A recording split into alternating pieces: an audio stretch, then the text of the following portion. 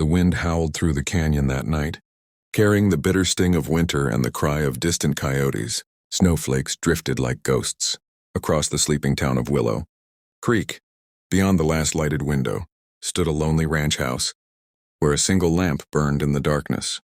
Inside, a man sat by the fire with a crying baby in his arms. His name was James Callahan, a widowed rancher whose heart had been buried with his wife, Emily, 3 months earlier. The baby, little Marian, was all he had left of her. He rocked her gently, whispering, "It's all right, sweetheart. Daddy's here." But even as he said it, his voice cracked with exhaustion. The nights were long, the silence heavier than the mountains beyond his land. Then came a knock at the door.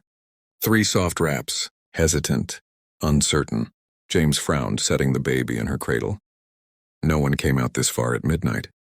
He took the lantern and opened the door. There, under the storm's silver glow, stood a young woman. Snow clung to her hair, her thin dress soaked from the wind. Her eyes were wide, a mixture of fear, hope, and exhaustion. "I'm sorry to bother you, sir," she said softly. "I was told in town you might need help on the ranch. I can cook, clean, take care of the child." James stared at her. "At midnight?" She nodded quickly. "The train was late. I had nowhere else to go." The baby began to cry again, a sound sharp and lonely in the cold night. Something in that cry, something in the girl's trembling voice, tugged at the rancher's weary heart. He sighed, stepping aside. "Come in." The warmth of the fire wrapped around her as she stepped inside. She saw the baby and instinctively went to her, her hands gentle and sure. "May I?" she asked. James nodded. She lifted Mary, rocking her with practiced ease. The crying stopped almost instantly. The baby nestled into her shoulder, soothed by a stranger's touch. "You've done this before," James said, watching her. "Yes, sir," she replied quietly. "My sister had twins. I helped raise them." He studied her carefully. Something about her didn't seem ordinary. There was pain in her eyes, but also peace. "What's your name?"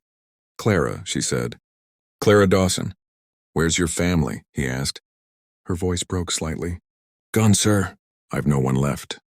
The room went still. James didn't ask more. He simply handed her a blanket. "You can stay the night. We'll talk about work in the morning." She smiled faintly, tears glinting in her eyes. "Thank you." That night, as the fire crackled low, James drifted to sleep, listening to the sound of Clara's soft humming, a lullaby that seemed to chase the ghosts from the room. When dawn came, the world was white and still. The smell of coffee filled the cabin.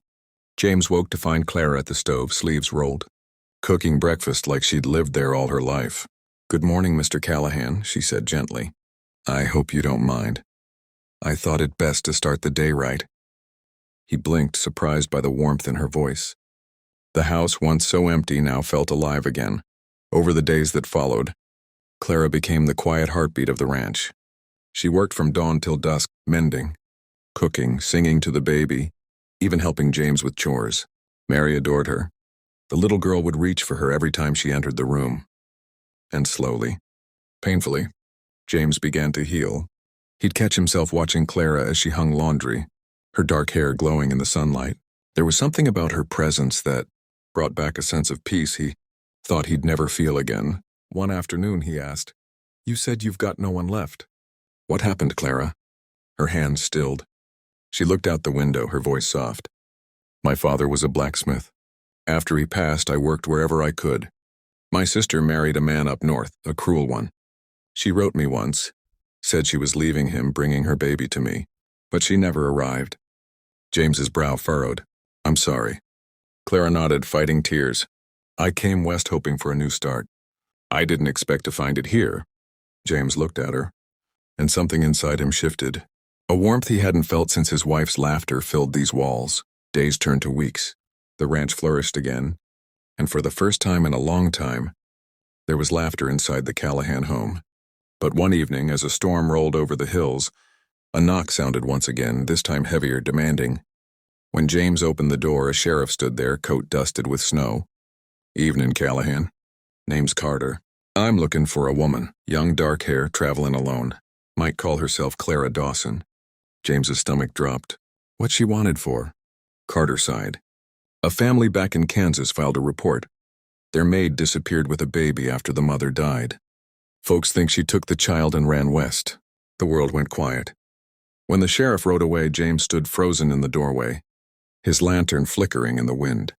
Inside, Clara sat by the fire with Mary on her lap, the baby cooing happily, unaware of the storm gathering beyond the door. James stepped inside, closing it behind him. "Clara," he said carefully, "who are you really?" Her face paled. "What do you mean?" "The sheriff came by," he said softly. "He says you're wanted for taking another woman's child." Her hands trembled as she clutched the baby closer. "James, please, listen to me."